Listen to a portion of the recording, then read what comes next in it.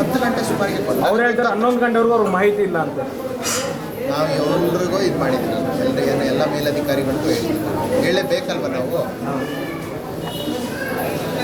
ಆನೇಕಲ್ ಪಟ್ಟಣದ ಸಾರ್ವಜನಿಕ ಸರ್ಕಾರಿ ಆಸ್ಪತ್ರೆಯ ಮೊದಲನೇ ಮಹಡಿಯ ಶಸ್ತ್ರಚಿಕಿತ್ಸಾ ಘಟಕದಲ್ಲಿ ಮಂಗಳವಾರ ಸಂಭವಿಸಿದ ಅಗ್ನಿ ಅವಘಡದಿಂದಾಗಿ ರೋಗಿಗಳು ಮತ್ತು ಸಿಬ್ಬಂದಿ ಕೆಲಕಾಲ ಆತಂಕಕ್ಕೀಡಾದ ಘಟನೆ ನಡೆದಿದೆ. ವಿದ್ಯುತ್ ಶಾರ್ಟ್ ಸರ್ಕ್ಯೂಟ್ನಿಂದಾಗಿ ಅವಘಡ ಸಂಭವಿಸಿದೆ ಎಂದು ಪ್ರಾಥಮಿಕ ತನಿಖೆಯಿಂದ ತಿಳಿದುಬಂದಿದೆ.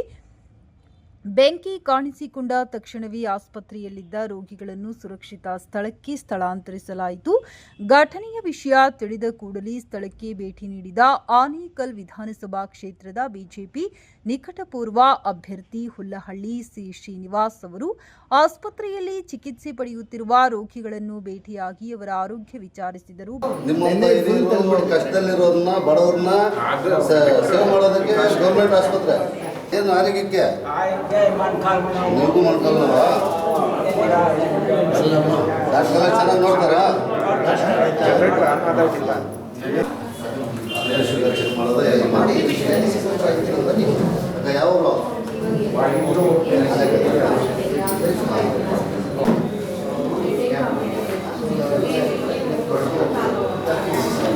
ಅಂದರೆ ನಮ್ಮ ಪೇಷಂಟ್ ಏನು ಹೇಳ್ತಾರೆ ಇಲ್ಲಿ ನಮ್ಮ ಹಳ್ಳಿ ಭಾಗ ಹಳ್ಳಿ ಜನ ಪಾಪ ಅವರು ಇದೇ ಹಾಗಾಗಿ ಅಪಾಯಿಂಟ್ಮೆಂಟ್ ಕೊಟ್ಟಿದ್ದ ಇವತ್ತೇ ಬಂದಿದ್ದ ಹೀಗೆ ಸ್ಪಂದಿಸ್ತಾವ್ರ ಡಾಕ್ಟ್ರು.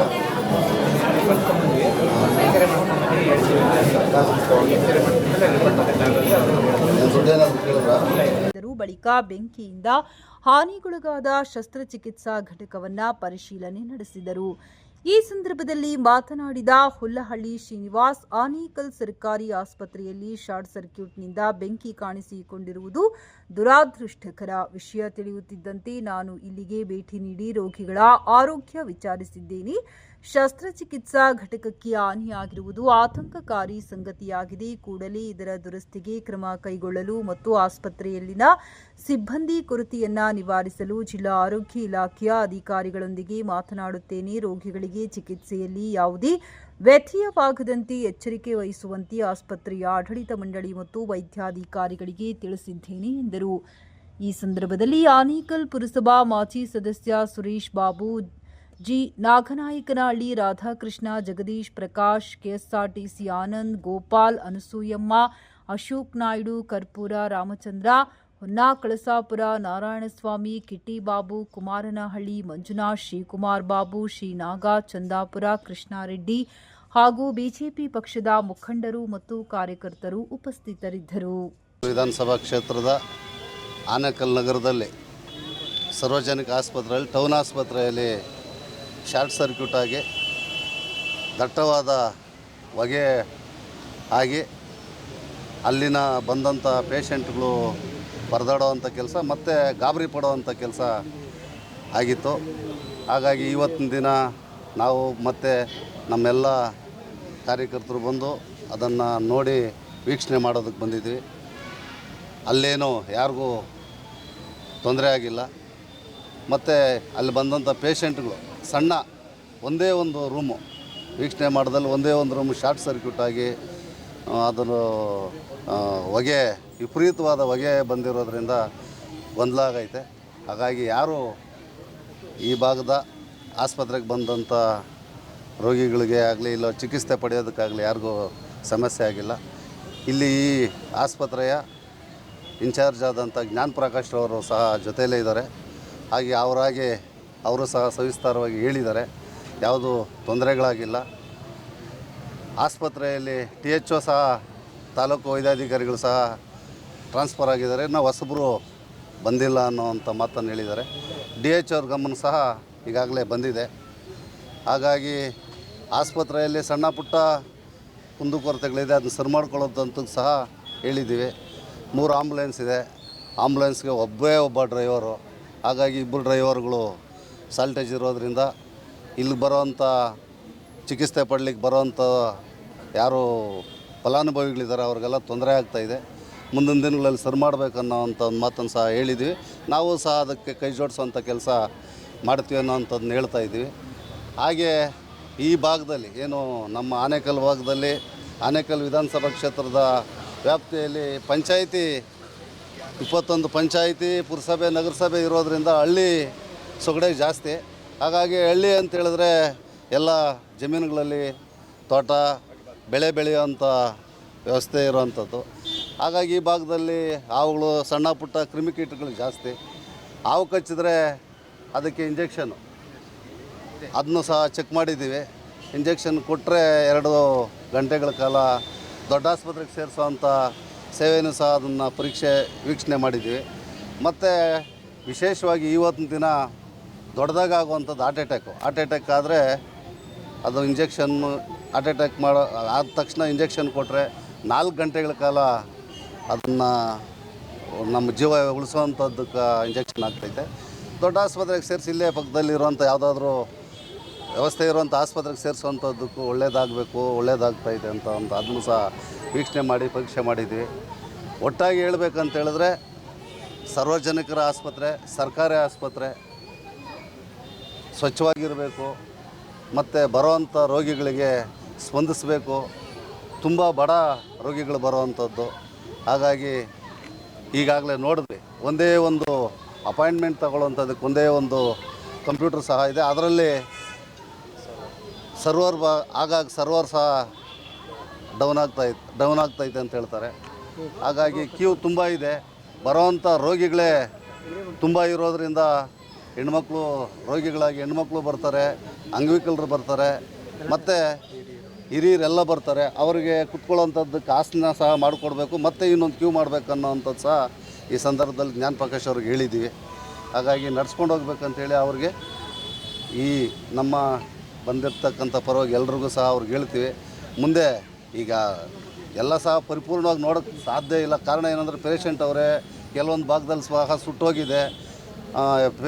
ಫೈರ್ ಇಂಜನ್ ಅವ್ರು ಬಂದು ಸಹ ಅವ್ರನ್ನ ಸ್ವಲ್ಪ ಎಲ್ಲ ಆ ಧೂಳು ಇದೆಲ್ಲ ಆಗಿ ಸ್ವಲ್ಪ ಎಲ್ಲ ಗೊಂದಲ ಆಗಿದೆ. ನಾವು ಇನ್ನೂ ಒಂದು 10-15 ದಿನ ಬಿಟ್ಕೊಂಡು ನಾವು ಸಹ ಇನ್ನೊಂದು ಬಾರಿ ವೀಕ್ಷಣೆ ಮಾಡ್ತೀವಿ. ವೀಕ್ಷಣೆ ಮಾಡಿದಾಗ ತಾವು ಏನು ಸಬು ಬೀಳಬಾರ್ದು. ದಯವಿಟ್ಟು ಬರೋವಂಥ ಪೇಷೆಂಟ್ಗಳಿಗೆ ಅವ್ರಿಗೆ ಖುಷಿಯಾಗಿ ಅವ್ರಿಗೆ ಚಿಕಿತ್ಸೆ ಕೊಡುವಂಥ ಕೆಲಸ ತಮ್ಮದಾಗಬೇಕು. ಜೀವ ಉಳಿಸೋವಂಥದ್ದು ಮತ್ತು ಹಲವಾರು ಮೊಣಕಾಲು ನೋವು, ಸ್ಕ್ಯಾನಿಂಗು, ಡಯಾಲಿಸಿಸು ಮತ್ತು ಎಲ್ಲ ರೋಗಿಗಳು ಸಹ ಇಲ್ಲಿದ್ದಾರೆ. ಈ ತಾಲೂಕಿಗೆ ಬಹಳ ವಿಶೇಷವಾಗಿ ಆಗ್ಲಿಂದನೂ ಏನು ನನಗೆ ಗೊತ್ತಿರೋಂಗೆ 30-40 ವರ್ಷದಿಂದ ಆನೇಕಲ್ ಟೌನ್ಗೆ ಸಾರ್ವಜನಿಕ ಆಸ್ಪತ್ರೆ, ಟೌನ್ ಆಸ್ಪತ್ರೆ ಅಂತ ಇದೊಂದೇ. ಇದನ್ನು ನಾವು ಉಳಿಸ್ಕೊಳ್ಳೋವಂಥ ಕೆಲಸ ನಾವೊಬ್ಬರೇ ಸಾಲದು. ಇದಕ್ಕೆ ಮುಖ್ಯಸ್ಥರು ನೀವೇ, ಇನ್ಚಾರ್ಜ್ ನೀವೇ. ಹಾಗಾಗಿ ದಯವಿಟ್ಟು ಇದನ್ನು ಚೆನ್ನಾಗಿ ನೋಡ್ಕೊಳ್ಬೇಕು ಮತ್ತು ರೋಗಿಗಳಿಗೆ ಯಾವುದು ತೊಂದರೆ ಆಗದಿರಂಗೆ ಆಗಬಾರ್ದು. ಎಲ್ಲ ಈ ಆನೇಕಲ್ ಕ್ಷೇತ್ರದ ಎಲ್ರಿಗೂ ಹೇಳೋವಂಥದ್ದಿಷ್ಟೇ. ಮೊನ್ನೆ ಆಗಿರೋವಂಥ ಘಟನೆ ಏನೂ ಆಗಿಲ್ಲ, ಸಣ್ಣ ಪುಟ್ಟದಾಗಿದೆ. ಯಾರು ಭಯ ಆತಂಕ ಪಡಬೇಕಾಗಿರೋದು ಏನೂ ಇಲ್ಲ, ಯಾರಿಗೂ ಅವಘಡ ಆಗಿಲ್ಲ. ಎಲ್ಲ ಒಳ್ಳೆಯದಾಗಿದೆ. ಮುಂದಿನ ದಿನಗಳಲ್ಲಿ 15 ದಿನ ಬಿಟ್ಟು ಮತ್ತೆ ಹಾಸ್ಪಿಟಲ್ನ ವೀಕ್ಷಣೆ ಮಾಡುವಂಥ ಕೆಲಸ ನಾನು ಮಾಡ್ತೀನಿ. ಹಾಗೆ ಸಿಬ್ಬಂದಿಗಳು ಬಹಳ ಕೊರತೆ ಇದೆ ಅಂತ ಜ್ಞಾನ ಪ್ರಕಾಶ ಸಹ ಹೇಳಿದ್ದಾರೆ. ಡಾಕ್ಟರ್ಸ್ ಇದ್ದಾರೆ, ಆದರೆ ನರ್ಸು ಸ್ಟಾಫು ತುಂಬ ಕಡಿಮೆ ಇದೆ ಅಂತ ಹೇಳ್ತಾರೆ. ಅದು ನಾನು DHO ಸಹ ಮಾತಾಡ್ತೀವಿ. THO ಟ್ರಾನ್ಸ್ಫರ್ ಆಗಿರೋದ್ರಿಂದ DHO ಅವ್ರ ಬಳಿ ಸಹ ನಾನು ಮಾತಾಡಿ ಅದಕ್ಕೆ ಸ್ಟಾಫ್ ಯಾರು ಬೇಕೋ ಅವ್ರಿಗೆ ಬೇಕೇ ಬೇಕನ್ನುವಂಥ ಒಂದು ಅವರು ಮಾತಾಡಿ ಪ್ರೆಷರನ್ನು ಹಾಕಿ ಸ್ಟಾಫ್ನ ಅಲರ್ಟ್ ಮಾಡುವಂಥ ಕೆಲಸ ಮುಂದಿನ ದಿನದಲ್ಲಿ ಮಾಡ್ತೀವಿ. ಡಯಾಲಿಸಿಸ್ ಆಗಲೇ 4 ಬೆಡ್ ಇರುವಂಥದ್ದನ್ನು ಜ್ಞಾನ ಪ್ರಕಾಶ್ ಅವರು ಹೇಳಿ, THO DHO ಅವರೆಲ್ಲ ಹೇಳಿ 4 ಇರೋದನ್ನ 8 ಮಾಡಿದ್ದಾರೆ. ಆದರೆ ಆ ಡಯಾಲಿಸಿಸ್ ಮಾಡುವಂಥದ್ದೇ ಇಂಪಾರ್ಟೆಂಟ್ ಈ ಭಾಗಕ್ಕೆ. ಯಾಕಂತ ಹೇಳಿದ್ರೆ ಬಡವರು ತುಂಬ ಕಷ್ಟ. ಡಯಾಲಿಸಿಸ್ ಅಂದರೆ ಡೈಲಿ ಹೋಗಿ ಬರುವಂಥದ್ದು ತುಂಬ ಕಷ್ಟ. ಹಾಗಾಗಿ ಆ ಡಯಾಲಿಸಿಸ್ ಮಾಡುವಂಥದ್ದು ಯಾರು ನರ್ಸು ಸ್ಟಾಫ್ ಇದ್ದಾರೆ ಮತ್ತು ಡಾಕ್ಟರ್ಸ್ ಇದ್ದಾರಲ್ಲ, ಅವಳು ಬಹಳ ವಿಶೇಷವಾಗಿ ಅವ್ರು ಬೇಕು. ವಾರಕ್ಕೆ 2 ದಿನ ಬರ್ತಾರೆ ಅಂತ ಹೇಳ್ತಾರೆ. ಯಾರೋ ಸಂಬಂಧಪಟ್ಟಂಥ ಕಂಪ್ನಿಗೆ ಇದಕ್ಕೆ ಯಾರಿಗೆ ನೆಫ್ರೋಪ್ಲಸ್ ಕಂಪ್ನಿಗೆ ಅಟ್ಯಾಚ್ಮೆಂಟ್ ಆಗಿದೆ ಅಂತೆ. ಅವ್ರಿಗೂ ಸಹ ಮಾತಾಡಿ ಒಂದು 2 ದಿನ ಅಲ್ಲ, ವಾರಕ್ಕೆ 4-5 ದಿನ ಬರುವಂಥ ಕೆಲಸ ಸಹ ಮುಂದಿನ ದಿನಗಳಲ್ಲಿ ಅವ್ರ ಹತ್ರ ಮಾತಾಡಿ ಅದನ್ನ ಬಗೆಹರಿಸ್ತೀವಿ ಅಂತೇಳಿ ಜ್ಞಾನಮೂರ್ತಿ ಸರ್ಗೂ ನಾನು ಹೇಳಲಿಕ್ಕೆ ಬಯಸ್ತೇನೆ. ಜ್ಞಾನ ಪ್ರಕಾಶ್ ಅವ್ರಿಗೆ ಹೇಳಲಿಕ್ಕೆ ಬಯಸ್ತೇನೆ. ನಿನ್ನೆ 14/7/2026 ಬೆಳಗಿನ ಜಾವ ಬೆಳಗ್ಗೆ ಸುಮಾರು 9:30 ಸುಮಾರಿಗೆ ನಮ್ಮ OT ಶಸ್ತ್ರಚಿಕಿತ್ಸಾ ಸಂಕೀರ್ಣದಲ್ಲಿ ಒಂದು ಸಣ್ಣದೊಂದು ಶಾರ್ಟ್ ಸರ್ಕ್ಯೂಟಿಂದ ಒಂದು ಅಗ್ನಿ ಅವಘಡ ಸಂಭವಿಸಿತು. ಅದೃಷ್ಟವಶಾತ್ ನಮ್ಮ ಎಲ್ಲ ಸಿಬ್ಬಂದಿಗಳ ಸಮಯ ಪ್ರಜ್ಞೆಯಿಂದ ಯಾರಿಗೂ ಯಾವುದೇ ಪ್ರಾಣಹಾನಿ ಆಗಲಿಲ್ಲ. ಸ್ವಲ್ಪ ಪ್ರಾಪರ್ಟಿಗೆ ಸ್ವಲ್ಪ ಹೊಗೆ ತುಂಬಿಕೊಂಡು ನಷ್ಟ ಆಗಿದೆ. ಸೊ ಅದನ್ನು ಈಗಾಗಲೇ ನಮ್ಮ ಮೇಲಧಿಕಾರಿಗಳಿಗೆ ತಕ್ಷಣ ತಿಳಿಸಿ ಅವರ ಸೂಚನೆ ಸಲಹೆ ಮೇರೆಗೆ ನಾವೆಲ್ಲ ಕಾರ್ಯಪ್ರವೃತ್ತರಾಗಿ ಯಾರಿಗೆ ಪ್ರಾಣಹಾನಿ ಆಗದೇ ಇರೋ ಥರ ಕಾರ್ಯಪ್ರವೃತ್ತರಾಗಿದ್ದೇವೆ. ಸೊ ಈ ನಿಟ್ಟಿನಲ್ಲಿ ಎಲ್ಲರೂ ಇಲ್ಲಿ ಮೇಲಧಿಕಾರಿಗಳು, ಶಾಸಕರು, ನಮ್ಮ ಹುಲಹಳ್ಳಿ ಶ್ರೀನಿವಾಸ್ ಸರು ಎಲ್ಲರೂ ಭೇಟಿ ನೀಡಿ ಅವರು ಸೂಕ್ತ ಸಲಹೆ ಮಾರ್ಗದರ್ಶನ ಎಲ್ಲ ನೀಡಿದ್ದಾರೆ. ಅವ್ರ ಸಲಹೆಗಳನ್ನೆಲ್ಲ ತಗೊಂಡು ಇನ್ನೂ ರೋಗಿಗಳಿಗೆ ಹೆಚ್ಚಿನ ರೀತಿಯಲ್ಲಿ ಸೇವೆ ಯಾವ ರೀತಿಯಲ್ಲಿ ಕೊಡ್ಬೋದು ಅದನ್ನು ಉತ್ತಮಪಡಿಸ್ಕೊಳ್ಳೋದಕ್ಕೆ ನಾವು ಪ್ರಾಮಾಣಿಕ ಪ್ರಯತ್ನ ಮಾಡ್ತೇವೆ. Thank you. ಈಗಿನ ತನಿಖೆ ನಾವು ನಿನ್ನೆ ಎಲ್ಲ ನಮ್ಮ ರಾಜ್ಯ ಮಟ್ಟದ ಅಧಿಕಾರಿಗಳು ಬಂದೆಲ್ಲ ನೋಡ್ಕೊಂಡೋಗಿದ್ದಾರೆ. ಸೊ ಜಿಲ್ಲಾ ಮಟ್ಟದ ಅಧಿಕಾರಿಗಳು ಬಂದು ನೋಡ್ಕೊಂಡು ಹೋಗಿದ್ದಾರೆ. ಅವರು ಹೇಳೋದು ಶಾರ್ಟ್ ಸರ್ಕ್ಯೂಟ್ ಆಗಿದೆ ಅಂತಲೇ ಹೇಳೋದು. ಈಗಲೂ ಅಲ್ಲಿ ಎಲ್ಲ ಎಲೆಕ್ಟ್ರಿಕ್ ವಾಸನೆ ಬರ್ತಿದೆ. ಯಾವುದೇ ಒಂದು ಮಾಧ್ಯಮಗಳ ಮೂಲಕ ನಾನು ಒಂದು ಕ್ಲಾರಿಫಿಕೇಷನ್ ಕೊಡಲಿಕ್ಕೆ ಇಷ್ಟಪಡ್ತೇನೆ. ಯಾವುದೇ ಅನಿಲ ಸೋರಿಕೆ ಆಗಲಿ, ಸಿಲಿಂಡರ್ ಸೋರಿಕೆ ಆಗಲಿ ಕೆಲವೊಂದು ಮಾಧ್ಯಮದಲ್ಲಿ ಇದು ರಿಪೋರ್ಟ್ ಆಗಿದೆ. ಇದು ಸತ್ಯಕ್ಕೆ ದೂರವಾದ್ದು. ಇದು ಪ್ಯೂರ್ಲಿ ಶಾರ್ಟ್ ಸರ್ಕ್ಯೂಟ್ ಆಗಿ, ಸಣ್ಣ ಪ್ರಮಾಣದಲ್ಲಿ ಶಾರ್ಟ್ ಸರ್ಕ್ಯೂಟ್ ಆಗಿ ಹೊಗೆ ತುಂಬಿಕೊಂಡು ಸ್ವಲ್ಪ ಗೊಂದಲ ಆಗಿದೆ ಅಷ್ಟೇ. ಮುಂದಿನ ದಿನಗಳಲ್ಲಿ ಇದನ್ನು ಸೂಕ್ತವಾಗಿ ಸರಿಪಡಿಸ್ಕೊಳ್ಳೋ ಒಂದು ಇದು ಬರುತ್ತೆ, ಒಂದು ಬರುತ್ತೆ ಗೌರ್ಮೆಂಟ್ ಹಾಸ್ಪಿಟಲ್ಗೆ HL ಕಡೆಯಿಂದ. ಅದರಲ್ಲಿ ಲೋಪದೋಷ ಆಗಿರೋದು ಸ್ವಿಚ್ ಅಲ್ಲೇ ಇರುತ್ತೆ. ಒಂದು ನಿಮಿಷ ಟ್ರಯಲ್ ಮಾಡೋದು ಸ್ವಿಚ್ ಆಗೋಂಥ ಸಂದರ್ಭದಲ್ಲಿ ಆಗ ಕರೆಂಟ್ ಪಾಸ್ ಆಗಿ ಹೈ ವೋಲ್ಟೇಜ್ ಆಗಿ ಇದಾಗಿರುವಂಥ ಕೆಲವೊಂದಷ್ಟು ಮಾಹಿತಿ ಬಂದಿರೋದು. ಅದ್ರ ಬಗ್ಗೆ ನಿಮ್ಮ ಒಂದು ಅದರಲ್ಲಿ ಲೋಪ ಇದೆಯಾ ಬಂದಂಥ ಮಿಷಿನಲ್ಲಿ? ಇದು ಸಂಪೂರ್ಣ ಸುಳ್ಳು. ಇದು CSR ಫಂಡಲ್ಲಿ HL ಅವ್ರ ಕಡೆಯಿಂದ ಒಂದು OT ಟೇಬಲ್ ಬಂದಿದೆ. ಆರ್ಥೋಪೆಡಿಕ್ ಅಂದರೆ ಮೂಳೆಗೆ ಸಂಬಂಧಪಟ್ಟಾಗಿ ಒಂದು ಶಸ್ತ್ರಚಿಕಿತ್ಸೆ ಮಾಡೋ OT ಟೇಬಲ್ ಬಂದಿದೆ. ಅದನ್ನು ಮೊನ್ನೆ ನಾವು ಅದನ್ನು ಪೂಜೆ ಮಾಡಿ ತೊಗೊಂಡ್ವಿ. ಅದನ್ನು ಇನ್ನೂ ನಾವು ಯಾವುದು ಅದಕ್ಕೆ ಕರೆಂಟ್ ಕನೆಕ್ಷನ್ನು ಯಾವುದು ಕೊಟ್ಟಿಲ್ಲ. ಅದಕ್ಕೆ ಹೊಗೆ ಧೂಳು ಮುತ್ಕೊಂಡಿದೆ ಹೊರತು ಅದು ಟೇಬಲ್ಲು ಕರೆಕ್ಟಾಗಿ ಸುಸಜ್ಜಿತವಾಗಿದೆ. ಅದನ್ನು ಯಾವ ಕರೆಂಟ್ ಕನೆಕ್ಷನ್ನು ಕೊಟ್ಟಿಲ್ಲ, ಅದು ಯೂಸು ಮಾಡಿಲ್ಲ. ಅದನ್ನು ಸರ್, ಈಗ ಕರೆಂಟ್ ಫ್ಲಕ್ಚುಯೇಟ್ ಆಗ್ತಾನೆ ಇತ್ತು ಭಾಳ ದಿನದಿಂದ. ಇದು ನಿಮ್ಮ ಗಮನಕ್ಕೆ ಬಂದಿತ್ತಾ? ಖಂಡಿತ ಯಾಕೆ ಸರಿಪಡಿಸಿಲ್ಲ ನೀವು? ಖಂಡಿತ ಬಂದಿದೆ. ಅದನ್ನು ನಮ್ಮ ಎಲೆಕ್ಟ್ರಿಕ್ ಆಡಿಟ್ ಅಂತ ಮಾಡಿಸಿದ್ದೀವಿ. ಅದಕ್ಕೆ ಗೌರ್ಮೆಂಟ್ ಅವರು ಇಷ್ಟ ಆಗ್ಬೋದು ಅಂತ ಒಂದು ಇದು ಕೊಟ್ಟಿದ್ದಾರೆ, ಅಂದಾಜು ಮೊತ್ತ ಕೊಟ್ಟಿದ್ದಾರೆ. ಸೊ ಅದನ್ನು ನಾವು ನಮ್ಮ ಏನು 24/7 UPS ಬ್ಯಾಕಪ್ಪಿಂದ, ಜನರೇಟರ್ ಬ್ಯಾಕಪ್ಪಿಂದ ಸರಿಪಡಿಸೋ ಪ್ರಯತ್ನ ನಾವು ಮಾಡಿದ್ದೀವಿ. ಅದು ಅಲ್ಲಲ್ಲ, ಭಾಳ ಭಾಳ ದುರದೃಷ್ಟಕರ ಅಲ್ಲ. ಖಂಡಿತ. ಸೊ ಅದು ಪ್ರಾಮಾಣಿಕ ಪ್ರಯತ್ನ ನಾವು ಮಾಡಿದ್ದೀವಿ. ಸೊ ಮುಂದಿನ ದಿನಗಳಲ್ಲಿ ಅದನ್ನು ಖಂಡಿತ ಸರಿಪಡಿಸ್ತೀವಿ. ಅದು ಏನಂದರೆ ಅದಕ್ಕೊಂದು ನಿಯಮ ಇದೆ. ಸೊ ಈಗ ನಾವು OTಯಿಂದ ಎಲ್ಲ ಅಲ್ಲಿ ಯಾವುದು ಬ್ಯಾಕ್ಟೀರಿಯಾಗಳಿಲ್ಲ, ಕ್ರಿಮಿ ಇಲ್ಲ, ಇನ್ಫೆಕ್ಷನ್ ಆಗಲ್ಲ ಅಂತೆಲ್ಲ ಅಲ್ಲಿಂದೆಲ್ಲ ಅದನ್ನು ಸರಿ ಮಾಡಿಸಿ ನಮ್ಮ ಕನ್ಸರ್ನ್ಡ್ ಬೋರ್ಡ್ ಕಡೆಯಿಂದ ನಾವು ಕ್ಲಾರಿಫಿಕೇಷನ್ ತೊಗೋಬೇಕು. ಇದು ಫಿಟ್ ಅಂತ ಅವರು ಇದು OT ಎಲ್ಲ ನಡೆಸೋದಕ್ಕೆ ಇದು ಸುಸಜ್ಜಿತವಾಗಿದೆ, ಕರೆಕ್ಟಾಗಿದೆ ಅಂತ ಅವ್ರು ಸರ್ಟಿಫೈ ಮಾಡಿದ ಮೇಲೆ ನಾವು OT ಸ್ಟಾರ್ಟ್ ಮಾಡೋಕ್ಕಾಗುತ್ತೆ. ಅಲ್ಲಿ ತನಕ ಈಗ ಮುಂದಿನ ದಿನಗಳಲ್ಲಿ ಈಗ ಸದ್ಯಕ್ಕೆ ಉನ್ನತ ಮಟ್ಟದ ಆಸ್ಪತ್ರೆಗೆ ಕಳಿಸ್ಕೊಡೋಂಥ ವ್ಯವಸ್ಥೆ ಮಾಡಿಕೊಡ್ತೀವಿ ಅಷ್ಟೇ. ಇದೇನು ನಮ್ಮ ಆನೇಕಲ್ ವಿಧಾನಸಭಾ ಕ್ಷೇತ್ರದ ವಿರೋಧ ಪಕ್ಷ ನಾಯಕರಾದಂಥ ಹುಲಹಳ್ಳಿ ಶ್ರೀನಿವಾಸರವರು ನಿನ್ನೆ ನಮ್ಮ ಆನೇಕಲ್ ಸರ್ಕಾರಿ ಆಸ್ಪತ್ರೆಯಲ್ಲಿ ನಡೆದಂತಹ ಒಂದು ಬೆಂಕಿ ಘಟನೆ ಬಗ್ಗೆ ಒಂದು ವೀಕ್ಷಣೆ ಮಾಡೋಕ್ಕೆ ಬಂದಿದ್ದರು. ಸುಮಾರು ನಮ್ಮ ಡಾಕ್ಟರ್ ಜ್ಞಾನಪ್ರಕಾಶ್ ಅವ್ರ ಜೊತೆಯಲ್ಲಿ ಎಲ್ಲ ವೀಕ್ಷಣೆ ಮಾಡಿ ಏನೇನೆಲ್ಲ ಆಗಿದೆ ಅನ್ನೋದ್ರ ವಿಚಾರಗಳನ್ನ ತಿಳ್ಕೊಂಡು ಇಷ್ಟೊತ್ತು ಅವರೆಲ್ಲ ವರದಿ ನಿಮ್ಗೆ ಕೊಟ್ಟಿದ್ದಾರೆ. ಸೊ ಏನಂದರೆ ನಮ್ಮ ಪುಣ್ಯ ನಿನ್ನೆ ಅಮಾವಾಸ್ಯೆ ಆಗಿತ್ತು, ಅದು ಯಾರಿಗೇನು ತೊಂದರೆ ಆಗಲಿಲ್ಲ. ಸೊ ಏನೋ ಸಣ್ಣ ಪುಟ್ಟ ಒಂದು ಇದಾಗಿದೆ. ಬಟ್ ಏನಂದರೆ ಶಾರ್ಟ್ ಸರ್ಕ್ಯೂಟ್ ಆಗಿದೆ ಅಂತ ಹೇಳ್ತಾ ಇದ್ದಾರೆ. ಆ ಶಾರ್ಟ್ ಸರ್ಕ್ಯೂಟ್ ಯಾಕಾಯಿತು ಅನ್ನೋದು ತುಂಬ ಮೋಸ್ಟ್ ಇಂಪಾರ್ಟೆಂಟು. ನಿನ್ನೆ ಏನೋ ಟೈಮ್ ಚೆನ್ನಾಗಿತ್ತು, ರೋಗಿಗಳಿಗೇನು ಸಮಸ್ಯೆ ಆಗಲಿಲ್ಲ, ನಮ್ಮ ಹಾಸ್ಪಿಟ್ಲಿಗೂ ಏನು ಸಮಸ್ಯೆ ಆಗಲಿಲ್ಲ. ಆದರೆ ಇದು ಮುಂದಿನ ದಿನಗಳಲ್ಲಿ ಇದು ಕಂಟಿನ್ಯೂ ಆಗಬಾರ್ದು. ಇದ್ರ ಬಗ್ಗೆ ಸ್ವಲ್ಪ ಸೂಕ್ಷ್ಮ ರೀತಿಯಲ್ಲಿ ಸಂಬಂಧಪಟ್ಟಂಥ ಆಡಳಿತ ವಿಧಿಯಾಧಿಕಾರಿಗಳು ನೋಡ್ಕೊಬೇಕು ಅಂತ ನಾನು ಮನವಿಯನ್ನು ಮಾಡ್ಕೊತಾ ಇದ್ದೀನಿ. ಅದೇ ರೀತಿ ಇವತ್ತೇನು ನಮ್ಮ ವಿಧಾನಸಭಾ ಕ್ಷೇತ್ರದ ವಿರೋಧ ಪಕ್ಷ ನಾಯಕರಾದಂಥ ಹುಲಹಳ್ಳಿ ಶ್ರೀನಿವಾಸ್ ಅವರು ಬಂದಿದ್ದಾರೆ.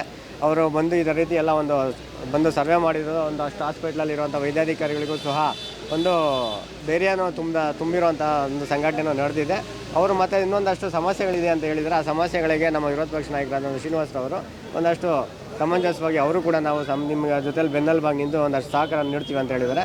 ಅವರಿಗೆ ನಮ್ಮ ಆನೇಕಲ್ ವಿಧಾನಸಭಾ ಕ್ಷೇತ್ರದ ಪರವಾಗಿ ನಾನು ತುಂಬಿರುವುದೇ ನಮ್ಮ ಕಾರ್ಯಕರ್ತರ ಪರವಾಗಿ ನಾನು ಅಲ್ಲಿ ತಲುಪಿಸ್ತಾ ಇದ್ದೀನಿ. ಜೈ ಹಿಂದ್, ಜೈ ಕರ್ನಾಟಕ. ಧನ್ಯವಾದ. ಬೆಂಗಳೂರಿಗೆ ಕೂಗಳತೆ ದೂರದಲ್ಲಿರುವಂಥ ಆನೇಕಲ್ ತಾಲೂಕು ಆಸ್ಪತ್ರೆಗೆ ನಾವು ಭೇಟಿ ಕೊಡಬೇಕು. ಇಲ್ಲಿ ಬರುವಂಥವರು ಸಂಪೂರ್ಣವಾಗಿ ಎಲ್ಲ ಬಡವರೇ ಬರ್ತಾರೆ.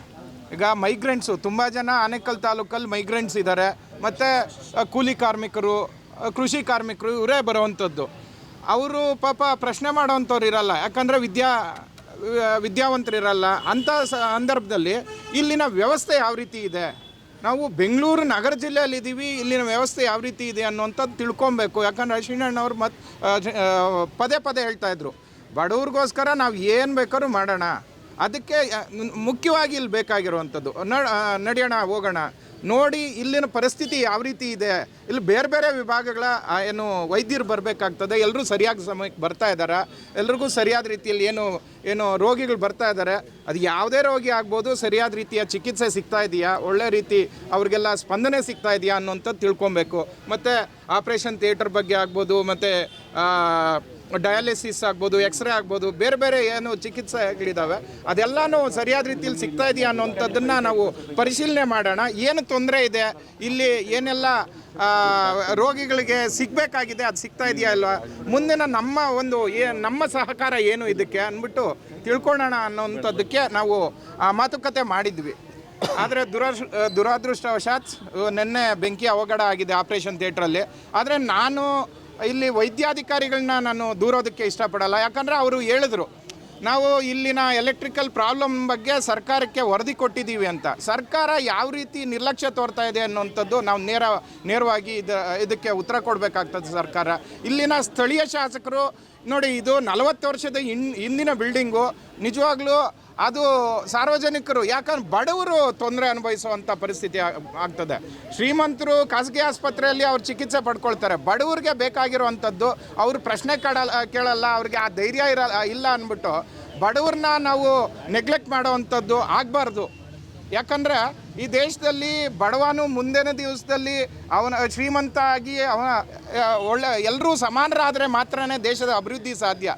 ಅದಕ್ಕೋಸ್ಕರ ಎಲ್ರಿಗೂ ಸರಿಯಾದ ರೀತಿಯಲ್ಲಿ ಚಿಕಿತ್ಸೆ ಸಿಗಬೇಕು, ಒಳ್ಳೆಯ ರೀತಿಯಲ್ಲಿ ಆರೋಗ್ಯವಂತರಾಗಬೇಕು. ಅದಕ್ಕೆ ಇಲ್ಲಿನ ಮೂಲಭೂತ ಸೌಕರ್ಯಗಳು, ವೈದ್ಯರು ಸರಿಯಾದ ರೀತಿಯಲ್ಲಿ ಸಿಗಬೇಕು. ಆ ಒಂದು ಕಾರಣಕ್ಕೋಸ್ಕರ ನಾವೆಲ್ಲರೂ ಎಲ್ಲ ಪರಿಶೀಲನೆ ಮಾಡೋಣ ಅನ್ನೋಂಥದ್ದು ಬಂದರೆ ಇಲ್ಲಿ ತುಂಬ ಜನ ರೋಗಿಗಳು ತುಂಬಾ ಇದ್ದಾರೆ. ನನಗೆ ಅನಿಸಿದ್ದೇನು ಅಂದರೆ ಈ ಒಂದು ಕಟ್ಟಡ ಏನು ತಾಲೂಕು ಇದು ಆಸ್ಪತ್ರೆ ಕಟ್ಟಡ ಇಷ್ಟು ರೋಗಿಗಳಿಗೆ ಸಾಕಾಗ್ತಾ ಇಲ್ಲ ಅನ್ನೋಂಥದ್ದು ಮೇಲ್ನೋಟಕ್ಕೆ ಸಂಪೂರ್ಣವಾಗಿ ಗೊತ್ತಾಗ್ತಾ ಇದೆ. ಇದರ ಅಭಿವೃದ್ಧಿ ಮಾಡಬೇಕಾಗಿರುವಂಥದ್ದು ಇಲ್ಲಿನ ಶಾಸಕರ ಜವಾಬ್ದಾರಿ. ಬೆಂಗಳೂರಿಗೆ ಇಷ್ಟು ಹತ್ರ ಇದ್ದರೂ ಕೂಡ ಏನು ಹಳೆ ಕಾಲದ ಕಟ್ಟಡದಲ್ಲೇ ಅದನ್ನು ಮೇಂಟೆನೆನ್ಸ್ ಮಾಡದೆ ಈ ರೀತಿ ನಡೆಸ್ಕೊಳ್ತಾ ಇರೋದು ಕರೆಕ್ಟ್ ಅಲ್ಲ. ಆಗಲೇ ಹೇಳ್ತಾ ಇದ್ರು ವೈದ್ಯಾಧಿಕಾರಿಗಳು, 3 ಆಂಬ್ಯುಲೆನ್ಸ್ಗೆ ಒಬ್ಬರೇ ಡ್ರೈವರ್ ಇದ್ದಾರಂತೆ, 2 ಆಂಬ್ಯುಲೆನ್ಸ್ ಸುಮ್ಮನೆ ನಿಂತಿದೆ, ಅದು ತಪ್ಪಾಗ್ತದೆ ಮುಂದಿನ ದಿನಗಳಲ್ಲಿ. ಆಮೇಲೆ ಸರಿಯಾದ ರೀತಿಯಲ್ಲಿ ಔಷಧಗಳು ಸಿಗಬೇಕು ಎಲ್ಲ ರೋಗಿಗಳಿಗೆ ಉಚಿತವಾಗಿ. ಯಾರೂ ದುಡ್ಡನ್ನು ಅಪೇಕ್ಷೆ ಮಾಡಬಾರ್ದು, ಯಾವುದೇ ವೈದ್ಯರಾಗ್ಬೋದು ಅಥವಾ ಅದರ್ ನರ್ಸಿಂಗ್ ಸ್ಟಾಫ್ ಆಗ್ಬೋದು ಮಾಡಬಾರ್ದು. ಮತ್ತು ಇಡೀ ತಾಲೂಕಿನಲ್ಲಿ THO ಅವರು, ತಾಲೂಕು ವೈದ್ಯಾಧಿಕಾರಿಗಳು ಇಲ್ಲಿ ತನಕ ಇಲ್ಲಿಗೆ ಬಂದಿಲ್ಲ. ಅವ್ರು ಬಂದಾಗ ಕೇಳೋಣ ಅನ್ನೋವಂಥದ್ದು. ಯಾಕಂದರೆ ತಾಲೂಕಿನಾದ್ಯಂತ ಪ್ರೈಮರಿ ಅಥವಾ ಪ್ರಾಥಮಿಕ ಕೇಂದ್ರಗಳು ಯಾವ ರೀತಿ ಕೆಲಸ ಮಾಡ್ತಾ ಇದ್ದಾವೆ ಅನ್ನೋಂಥದ್ದು ಗೊತ್ತಿಲ್ಲ. ಇಲ್ಲೇ ಈ ರೀತಿ ಪರಿಸ್ಥಿತಿ ಇದ್ದರೆ ಅಲ್ಲಿನ ಪರಿಸ್ಥಿತಿ ಯಾವ ರೀತಿ ಇದೆ, ಅಲ್ಲಿ ವೈದ್ಯರ ಸಂಖ್ಯೆ ಯಾವ ರೀತಿ ಇದೆ, ಮತ್ತು ಇತರೆ ಸ್ಟಾಫ್ ಎಷ್ಟು ಜನ ಇದ್ದಾರೆ ಅನ್ನೋಂಥದ್ದು ಗೊತ್ತಿಲ್ಲ, ಅಲ್ಲಿನ ಪರಿಸ್ಥಿತಿ ಯಾವ ರೀತಿ ಇದೆ ಅನ್ನೋದು ಗೊತ್ತಿಲ್ಲ. ಆಮೇಲೆ ನಾನು ಈ ಆನೇಕಲ್ ತಾಲೂಕಿನಲ್ಲಿ ಒಂದು ತೊಂದರೆ ನೋಡ್ತಾ ಇದ್ದೀನಿ. ಏನು ಖಾಸಗಿ ಕ್ಲಿನಿಕ್ಗಳ ಸಂಖ್ಯೆ ಜಾಸ್ತಿ ಇದೆ, ಅದರಲ್ಲಿ ಅನರ್ಹರೇ ಜಾಸ್ತಿ ವೈದ್ಯರಾಗಿರುವಂಥದ್ದು ಮೇಲ್ನೋಟಕ್ಕೆ ಕಾಣಿಸ್ತಾ ಇದೆ. ಅದು THO ಅವ್ರ ಗಮನಕ್ಕೆ ಇದೆಯೋ ಇಲ್ವೋ ಗೊತ್ತಾಗ್ತಾ ಇಲ್ಲ ನನಗೆ. ಅವರು ಯಾವ ರೀತಿ ಚಿಕಿತ್ಸೆ ಕೊಡ್ತಾ ಇದ್ದಾರೆ, ಅವ್ರಿಗೆ ಸರಿಯಾದ ರೀತಿಯ ವೈದ್ಯಕೀಯ ವಿದ್ಯಾಭ್ಯಾಸ ಮಾಡದೇ ಇರುವಂಥವ್ರು ಚಿಕಿತ್ಸೆ ಕೊಡ್ತಾ ಇದ್ದಾರೆ, ಅವರು ಯಾವ ರೀತಿ ಚಿಕಿತ್ಸೆ ಕೊಡ್ತಾ ಇದ್ದಾರೆ ಅನ್ನೋಂಥದ್ದಕ್ಕೆ ಉತ್ತರ ಕೊಡಬೇಕಾಗ್ತದೆ THO ಅವರು. ಮತ್ತು ಏನು ಮೆಡಿಕಲ್ ವೇಸ್ಟ್ ಅನ್ನೋಂಥದ್ದು ಹೌದು, ಏನು ಸರ್ಕಾರಿ ಆಸ್ಪತ್ರೆಗಳಲ್ಲಿ ಸರಿಯಾದ ರೀತಿಯಲ್ಲಿ ಡಿಸ್ಪೋಸ್ ಆಗ್ತಾ ಇದೆ ಅನ್ನೋಂಥದ್ದು ಗೊತ್ತಾಯಿತು. ದೊಡ್ಡ ಖಾಸಗಿ ಆಸ್ಪತ್ರೆಯಲ್ಲಿ ಸರಿಯಾದ ರೀತಿಯಲ್ಲಿ ಡಿಸ್ಪೋಸ್ ಆಗ್ತಾ ಇದೆ, ಅದಕ್ಕೆ ಸಪ್ರೇಟ್ ಏಜೆನ್ಸಿ ಇದೆ ಅನ್ನೋದು ಗೊತ್ತಾಗ್ತಾ ಇತ್ತು. ಆದರೆ ಚಿಕ್ಕ ಕ್ಲಿನಿಕ್ಗಳಲ್ಲಿರೋಂಥ ವೈದ್ಯಕೀಯ ಏನು ವೇಸ್ಟೇಜ್ ಇದೆ ಅಥವಾ ಕಸ ಇದೆ ಅದನ್ನು ಯಾವ ರೀತಿ ಡಿಸ್ಪೋಸ್ ಮಾಡಿ, ಯಾಕಂದರೆ ತುಂಬ ಸೀರಿಯಸ್ ಆಗಿರುವಂಥದ್ದು ಇಶ್ಯೂ, ಅದು ಎಲ್ಲಂದ್ರೆ ಅಲ್ಲಿ ಎಸೆಯುವಂಥದ್ದು ಕಂಡು ಬರ್ತಾ ಇದೆ. ಇದಕ್ಕೆ ಏನು ಉತ್ತರ ಕೊಡ್ತಾರೆ ಅನ್ನೋಂಥದ್ದನ್ನು ನಮ್ಗೆ ಗೊತ್ತಾಗಬೇಕು. ಆಮೇಲೆ ಖಾಸಗಿ ಆಸ್ಪತ್ರೆಗಳಲ್ಲಿ ಕೆಲವು ಚಿಕಿತ್ಸೆಗಳಿಗೆ, ಉದಾಹರಣೆಗೆ ಒಂದು ಎಂಡೋಸ್ಕೋಪಿ ಆಗ್ಬೋದು ಅಥವಾ ಡಯಾಲಿಸಿಸ್ ಆಗ್ಬೋದು ಅಥವಾ CT ಸ್ಕ್ಯಾನು, MRI ಇಂಥ ಚಿಕಿತ್ಸೆಗಳಿಗೆ ದರಪಟ್ಟಿ ಆಗ್ತಾ ಇಲ್ಲ. ಎಕ್ಸ್ರೇ ಆಗ್ಬೋದು, ಸ್ಕ್ಯಾನಿಂಗ್ ಆಗ್ಬೋದು, ಇದಕ್ಕೆ ದರಪಟ್ಟಿ ಸರಿಯಾಗಿ ನಿಗದಿ ಮಾಡಿ ಆಗ್ತಾ ಇಲ್ಲ. ಅದು ಯಾವ ಆಧಾರದ ಮೇಲೆ ಅವರು ಈ ಒಂದು ದರ ನಿಗದಿ ಮಾಡ್ತಾರೆ, ಅದಕ್ಕೆ ಉತ್ತರ ಕೊಡಬೇಕು. ಸಮಾನವಾದ ದರ ಇರಬೇಕು, ದರಪಟ್ಟಿ ಇರಬೇಕು ಅನ್ನೋಂಥದ್ದು. ಈ ಥರದ್ದು ಬಹಳಷ್ಟು ನಮಗೆ ಒಂದು ಸಂಶಯಗಳಿದ್ದಾವೆ ಅಥವಾ ಡೌಟ್ಗಳಿದ್ದಾವೆ. ಇದಕ್ಕೆಲ್ಲನೂ ಉತ್ತರ ಕೊಡಬೇಕು. ಜನಗಳಿಗೆ ಇದರ ಬಗ್ಗೆ ಮಾಹಿತಿ ಗೊತ್ತಾಗಬೇಕು. ಮುಂದಿನ ದಿನಗಳಲ್ಲಿ ಎಲ್ಲ ಜನಗಳು ನೆಮ್ಮದಿಯಿಂದ ಆರೋಗ್ಯದಿಂದ ಬದುಕುವಂಥದ್ದು ಆಗಬೇಕು. ಧನ್ಯವಾದಗಳು.